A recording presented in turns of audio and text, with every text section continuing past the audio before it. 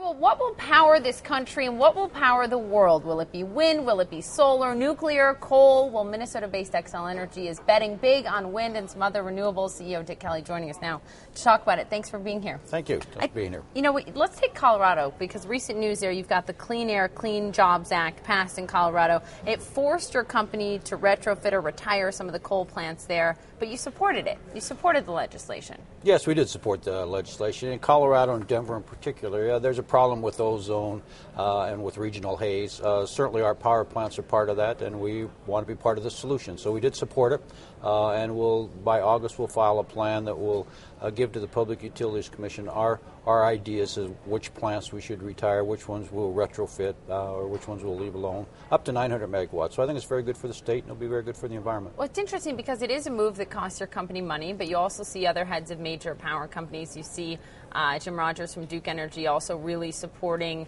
cap and trade, supporting a climate bill.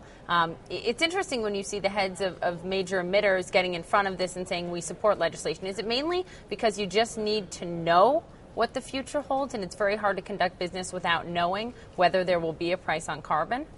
Yeah, that's part of it, because we can't. It's hard to make big bets. Right. Our assets are big assets and long-term assets, so it's hard to make big bets without knowing what the rules are. But at the bottom line, it's the right thing to do. It's what we should do. It's what we should be doing for our customers. That's what our customers want, and so that's why we'll do it. You say our customers want that, but I get those mailings that say, "Do you want renewable? Are you going to pay 10 cents more a day, or what have you?" Are consumers really paying for it now? Paying to have wind power, solar power instead of, say, coal or natural gas? Are consumers willing to put the money up in this environment? Yeah, we think so, and we have the largest wind source program in the United States, where we have over 50,000 of our customers have signed up to pay more monthly to get wind. What kind of percent is that of your customers? It's probably less than 5% of our customers, so it's still very small, but it's growing, and it's building in Minnesota as well as Colorado. And our rates, obviously, as we have more wind on the system, our rates are higher than if we didn't put wind, and the customers are willing to pay that. So I think the answer is yes, they are willing. Why wind? I mean, you've made a massive bet on wind. Mid-American has made a multi-billion-dollar bet on wind in Iowa and elsewhere. But wind turbines are expensive to build, and in terms, the wind doesn't always blow, so you don't have that constant source of energy that you would have with nuclear. Say, why bet on wind right now, and is it sustainable without state or federal subsidies? Well, the question about whether it's sustainable without subsidies is a great question, and that's one that we'll have to work on it and get there. But as why we bet on wind is we serve right in the middle of the United States, which is Wind Alley.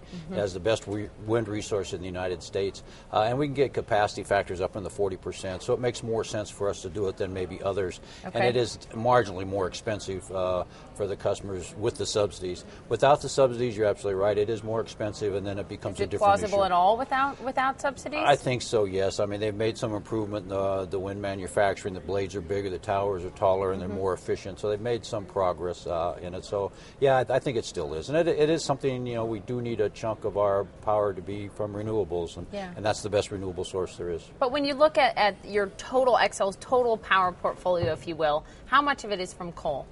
About 50%. And that's pretty much the national average. Yes, in fact, it is right on the national average. Right on the national average, more in Appalachia and elsewhere. Right. But, looking at clean coal, I know that, have you started that experimental project with clean coal? I know there was a lot of press around it.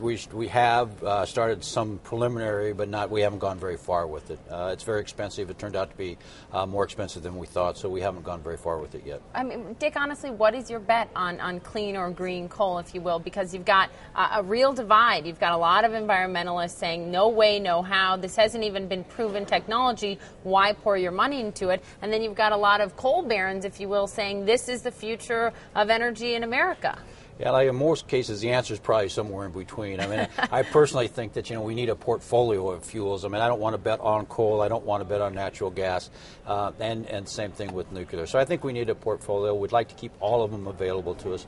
Now they're telling us we have a 100-year supply of natural gas. Some people say maybe even 200 years. Sure. It wasn't that long ago we only had 30. So I'm not quite convinced that's the panacea that it is. Hopefully it is, and that will help us. And the same thing with coal. We have a lot of coal.